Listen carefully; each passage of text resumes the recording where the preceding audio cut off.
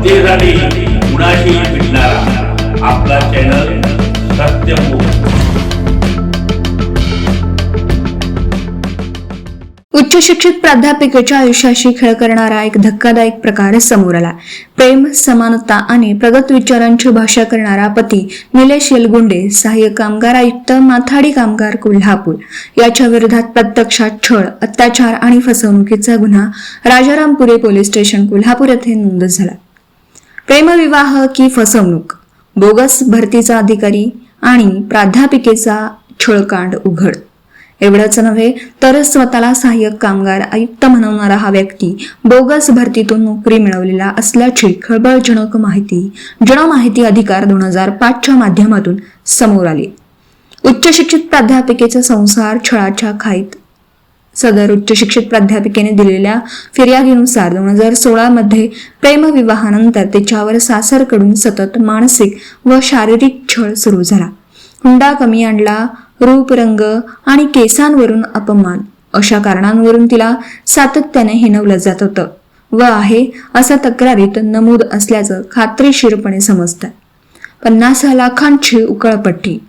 पती निलेश येलगुंडे व सासरच्यांनी मिळून विविध कारणांखाली तब्बल 50 लाखांहून अधिक रक्कम उकळल्याचा आरोप सदर तक्रारीमध्ये करण्यात आला। स्वतःला शासकीय अधिकारी गट अच नोकरी असूनही पत्नीकडून जबरदस्तीने पैसे घेतले जात होते। वेळप्रसंगी अमानुष मारहाण व अत्याचारही केले गेले। मारहाण, धमक्या आणि अमानुष वागणूक। 2020 मध्ये सोलापुरात राहत असताना झालेल्या मारहाणीमध्ये तक्रारदार उच्च शिक्षित महिलेच्या कानातून रक्तस्राव झाला होता। कुत्र्यासारखं मारलं अशी धमकी देत तिच्या जीवाशी खेळ करण्यात आल्याचा आरोप तक्रारीमध्ये नमूद करण्यात आला। विवाहबाह्य संबंधांचा पर्दाफाश। 2025 मध्ये पती एका परस्त्रीसोबत राहत असल्याचं पोलिसांसमोरच उघड झालं होतं। ते अनैतिक संबंध मान्य केल्याचं फिर्यादीत नमूद आहे। या घटनेचा व्हिडिओही पुरावा म्हणून तक्रारीत सादर करण्यात आला। जबरदस्तीचा संबंध आणि मानसिक छळ। 2023 पासून वेगळे राहत असूनही आरोपी पती अधूनमधून घरी येऊन जबरदस्तीने शारीरिक संबंध ठेवत असल्याचा गंभीर आरोप आहे। यामुळे पीडितेला प्रचंड मानसिक त्रास सहन करावा लागला। आता धक्कादायक ट्विस्ट, बोगस अधिकारी। या प्रकरणात सर्वात मोठा खुलासा म्हणजे स्वतःला सरकारी अधिकारी सांगणारा पती निलेश येलगुंडे बोगस भरती प्रक्रियेतून नोकरी मिळवलेला असल्याची चर्चा। जर हे खरे ठरले तर हा केवळ कौटुंबिक छळाचा नव्हे तर सरकारी यंत्रणेलाच काळीमा फासणारा घोटाळा ठरणार आहे। या कामी अनेक सामाजिक कार्यकर्त्यांनी राज्य सरकारकडे तक्रारी दाखल केल्या असल्याचं अधिकृतपणे समजतं।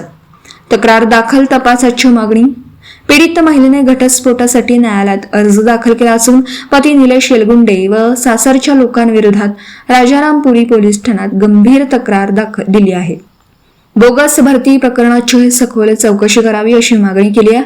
आज राज्यात व देशात महिलांना समान अधिकार मिळालेच पाहिजेत अशा पद्धतीने घटनेमध्ये दुरुस्ती केली जात असताना आजच्या शिक्षित समाजात अशा प्रकारे महिलांचा अमानुष छळ होतोय आणि त्यातही आरोपीवर एक बोगस अधिकारी असल्याचा आरोप। मग सामान्य नागरिकांनी न्याय कोणाकडे मागायचा?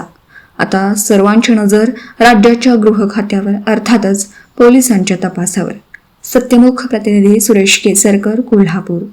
जनतेसाठी कुणाशीही भेटणारा आपला सत्यमुख। लाईक करा, शेअर करा आणि बेल आयकॉन ऑन करा। मित्रांनो, विसरू नका।